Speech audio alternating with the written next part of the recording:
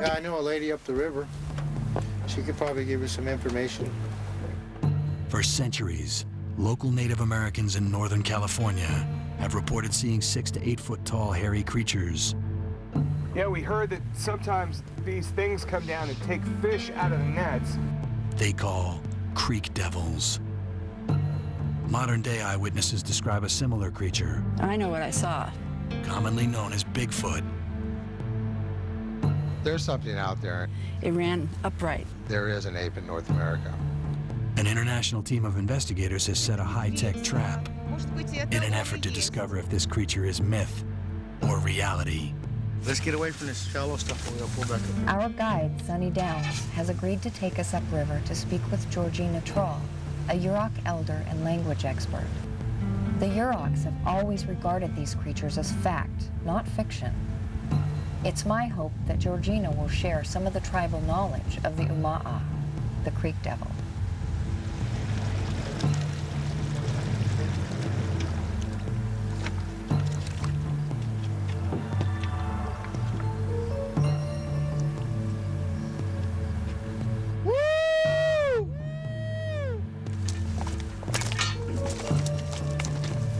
Do you know any of the old legends surrounding these creatures? The Umaha, you called it? Years ago, there were some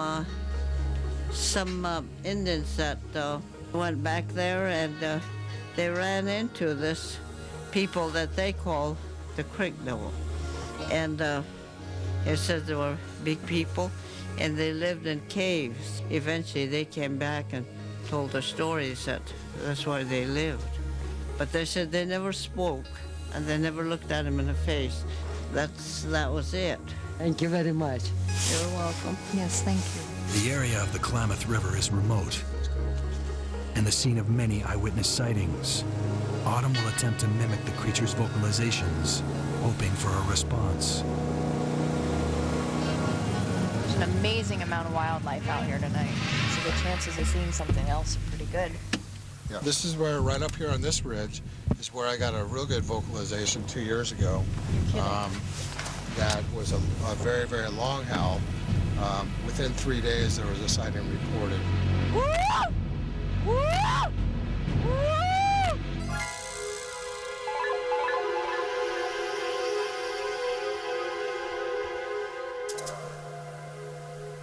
Don't move, don't move.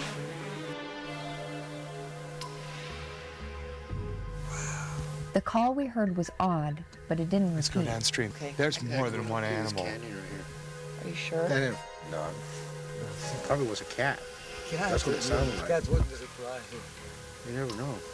Sonny has to go at least 40 miles an hour over the shallows to avoid bottoming out. Go ahead. Not an easy job in the dark. After a cold and high-speed boat ride in the dark, the team makes it back safely, and night ops begin.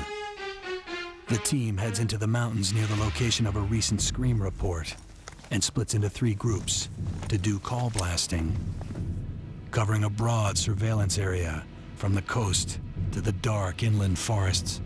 Their numbers are much fewer than those of the bears. What's the problem?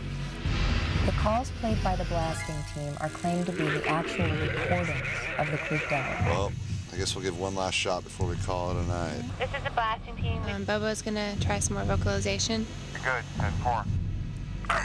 Bobo also mimics calls that he has heard firsthand. Not all animals communicate in frequencies humans can hear.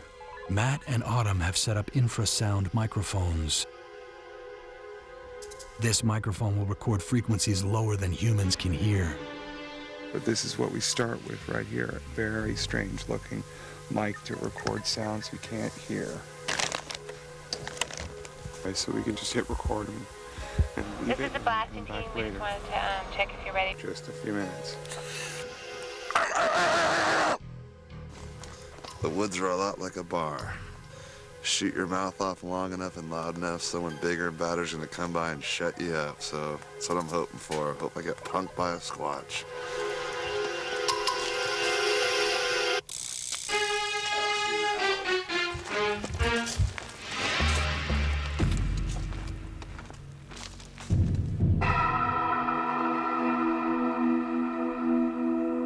I've had a chance to look at these sounds from California, and I've come to the following conclusion.